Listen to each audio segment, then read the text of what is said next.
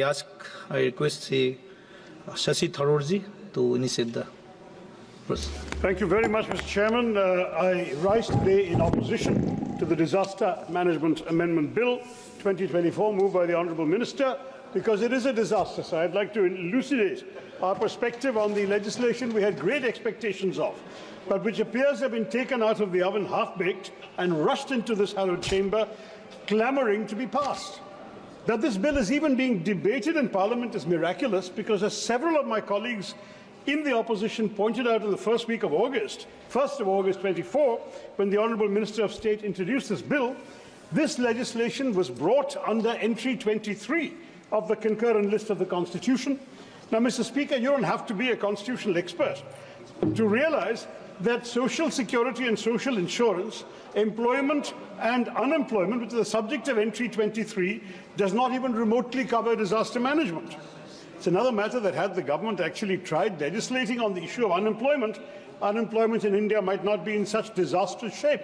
But chalo, par chalenge koi nahi, we will carry on, sir.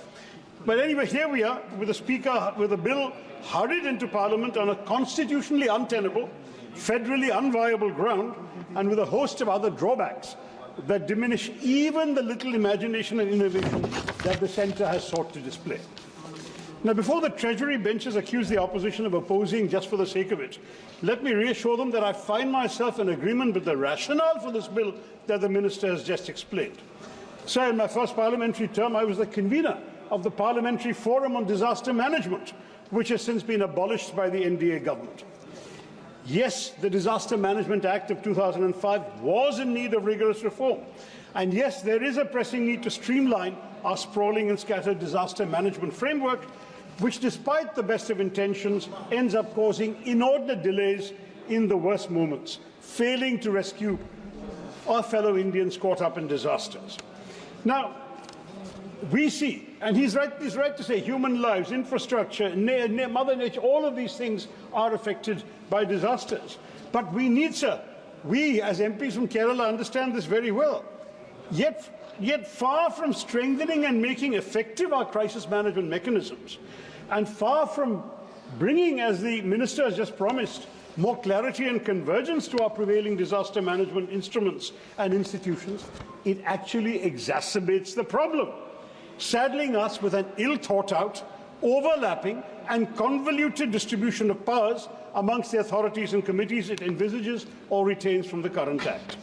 The net result is a greater centralization of the Disaster Management Act 2005 and a top-down approach that will create a chain of command so complicated and heavy that it may collapse under its own weight before even mitigating, much less preventing, any horrific disaster like the landslides in Wayanad, which were the most devastating landslides in Kerala's history.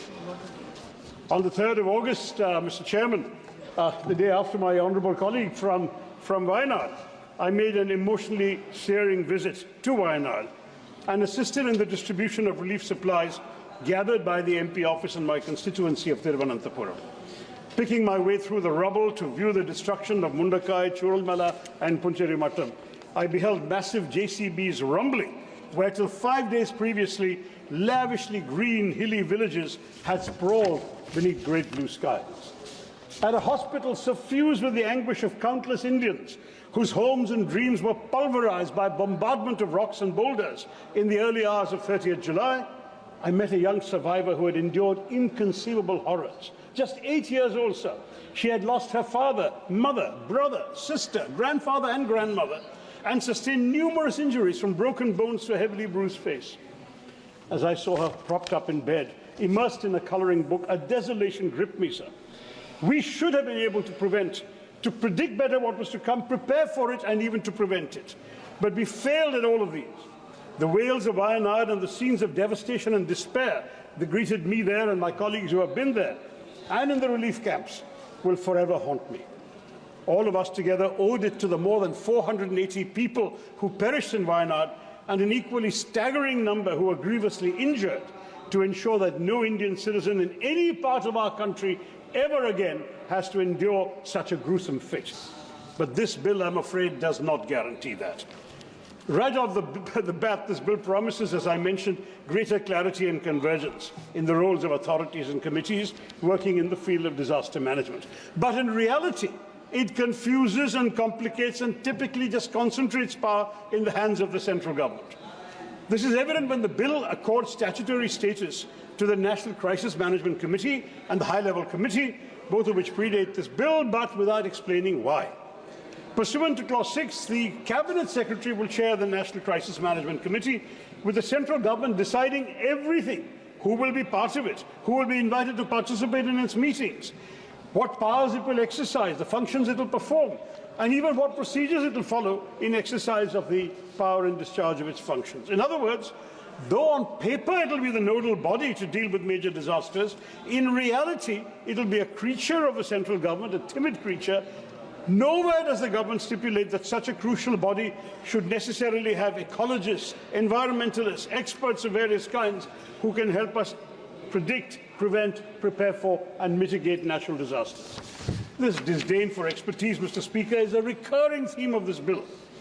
Now, given that we already have a National Executive Committee, which is empowered to act as the coordinating body, a National Disaster Response Force for targeted responses, and the overarching National Disaster Management Authority, what is the utility of this committee? Will it not just serve to convolute the chain of command, to delay response time in situations where tardiness can result in the loss of tens of thousands of lives?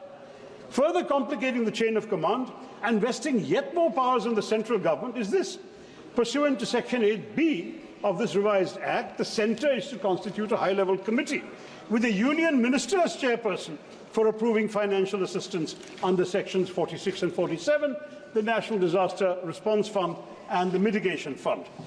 Now, ultimately, both these funds shall be applied in coordinates with the guidelines laid down by the central government in consultation with the NDMA. So there's no autonomy to this high-level committee. So once again, the question arises, what exactly shall be the powers of the statutory body?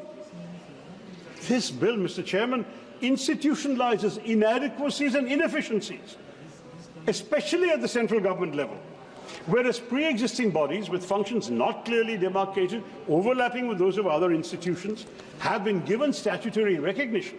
The National Disaster Management Authority, the national linchpin of this Act, remains enslaved to the Ministry of Home Affairs and has no administrative or financial powers of its own, having to route even its minutest decisions through the Home Ministry. A needlessly arduous and time-consuming process. It's also been reported in the media that the NDMA is massively understaffed. I was hoping the Minister would address that in his reply, at least if he's not done so in his introduction. The buck has to stop somewhere, Mr. Chair. And for better coordination of disaster management and mitigation efforts, the NDMA should have been it. They should have been upgraded to a department of the Government of India, even if not to a ministry, but it remains subordinate to the Home Ministry. Even the question of its leadership has not been satisfactorily addressed. It's officially chaired by the Prime Minister. It's normally overseen by Vice Chairperson, who has the rank of a Cabinet Minister. But bafflingly, Clause 3 of this bill says any member of the NDMA is authorized to perform the day-to-day functions of the authority, forgetting that the political heft of a ministerial rank is vital for dealing with states and other ministries and departments of the Union.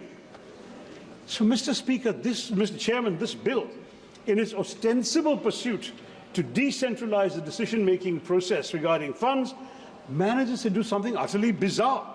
It dilutes the entire purpose of a National Disaster Response Fund by removing the specific uses for which the fund was intended. One of the most pressing criticisms of the old Act was the excessive centralization of fund allocation. Many of our states have complained about this, especially when disasters are categorized as severe. The debilitating human cost of such a disaster demands from the centre a sense of urgency, completely absent in the proposed framework. That the centre is bereft of the sense of urgency, let alone of any compassion. It has proved very often, especially when disaster relief funds from the NDRF were casually denied to Tamil Nadu and only disbursed to Karnataka after an inordinate delay. In 2023, when Tamil Nadu and Karnataka found themselves on the brink of catastrophe, they were compelled to move the Supreme Court to access the much-needed NDRF fund. Funds they had a claim to. in Karnataka, and yes, Himachal has been mentioned, others I'm sure will do so. Let me speak of the cases I know. In Karnataka, 196 out of 236 taluks had been officially designated as severely drought affected by the interministerial central team, and the subcommittee of the National Executive Committee recommended financial aid for the state, but despite this, the state, Congress ruled, I admit, had to wait over 6 months to receive the funds, long after the prescribed 1-month period following the IMCT report.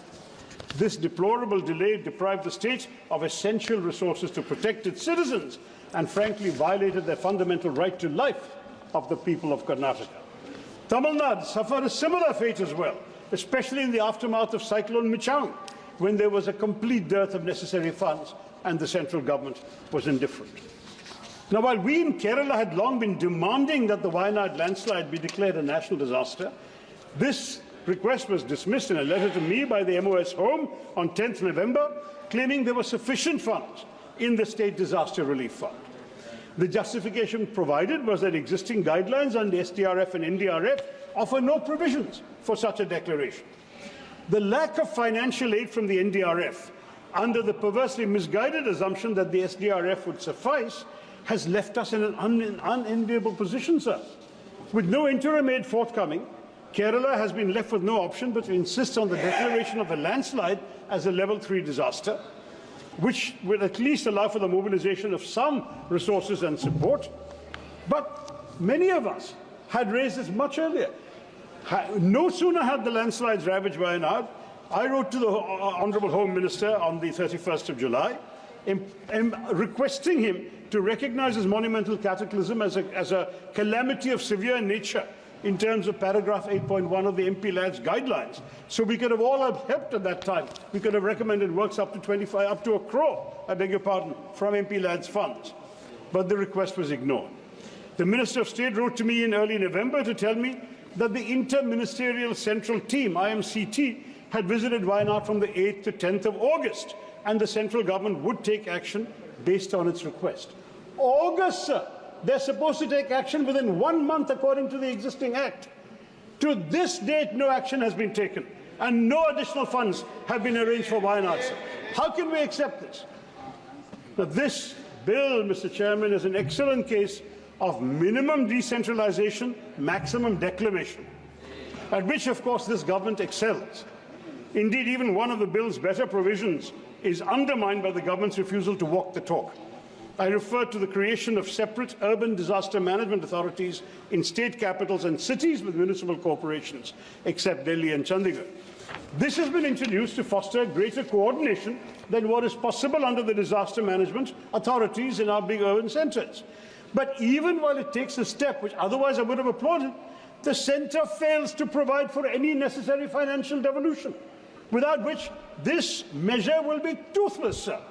While the government appears to have recognized that district administrations across India should tackle emerging threats on their own terms and in line with local conditions, it has overlooked the dismal fact that in our country the total municipal expenditure accounts for barely 0.79% of GDP. Paise kahan hai? Given that this bill focuses on disaster risk reduction rather than post-disaster management, it's crucial that the government realize that urban local bodies need to be financially empowered, as in other countries, to amass resources to institute, equip and run urban disaster management authorities and discharge their risk reduction obligations to the letter. For risk reduction activities to be conducted at the local level, the creation of infrastructure that bolsters the vitality and vigor of urban local bodies is vital. But this bill is silent on the issue, offering no real resources to revitalize India's urban local bodies. Now, this creation of these bodies could have been a good step towards sustainable urban spaces, but it will be useless without effective devolution of finances and authority, Mr. Minister. This needs to be amended, this half-baked provision. Another damaging aspect of this bill: it seeks to weaken the National Executive Committee and the State Executive Committees, staffed to the level of secretaries to the governments of India and the states, which are supposed to formulate national level and state level disaster management plans. If this bill passes, the NDMA and the SDMAs will instead assume this power. At the same time, these committees will remain the coordinating bodies for relief, rehabilitation and reconstruction during and after natural disasters, saddling them in effect with the responsibility for exercising disaster management plans that they did not formulate. So you've got to execute something that you did not actually come up with. This flies in the complete logic of the original purpose of these committees, which was to foster greater collaboration amongst various ministries of the union and state governments. Federalism, cooperative federalism. Where is the cooperative federalism here? So the bill's major weakness has throughout been its inability to innovate on institutional mechanisms to deal with disaster risk.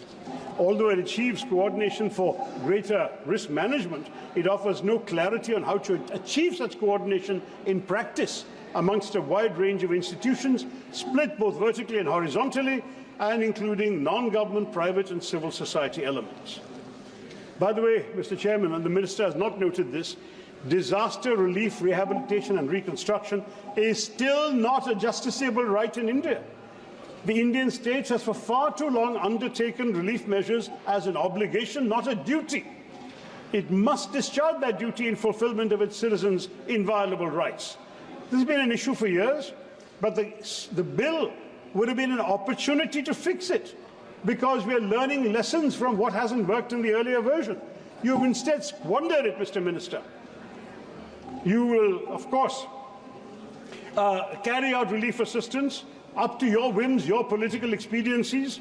You may provide ex gratia compensation. You may provide relief items, compensation for destruction of houses, etc., destruction of boats, fishing equipment, farming equipment, etc. But all of this will vary from place to place, and it must change.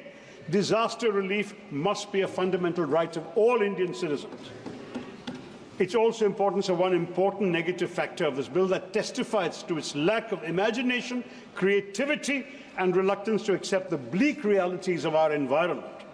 On 25th of July, the Honourable Minister of State for Science and Technology and Earth Sciences told this House that the government has no plans to classify coastal erosion or heat waves as notified disasters under the Disaster Management Act 2005.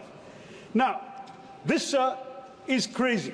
We need to expand the list of notified disasters given our own experience since the Act was passed in 2005. To this day, the disasters eligible for assistance under the NDRF remain limited to cyclones, floods, droughts, earthquakes, landslides, and so on. Coastal erosion and heat waves are conspicuously absent. This narrow, outdated definition of disaster stands in contrast to the growing global consensus that recognizes coastal erosion and heat waves as climate-related disasters. The devastating impacts of these calamities on ecosystems, on human health, are no longer matters of debate, sir. My own constituency has lost 65 square kilometres to coastal erosion since I became the MP. I've said in this House and in a letter to the Prime Minister, if we had lost 1 inch to the Chinese, we would have made it a national issue.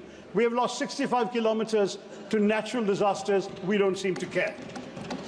I'm sorry, sir. According to the All India Meteorological Department, 2024 has witnessed already a staggering 536 heatwave days, the highest in nearly 14 years, and between 2013 and 2022, heat waves and sunstrokes claimed more than 10,000 lives. And yet, the government obstinately refuses to acknowledge this disaster looming over us.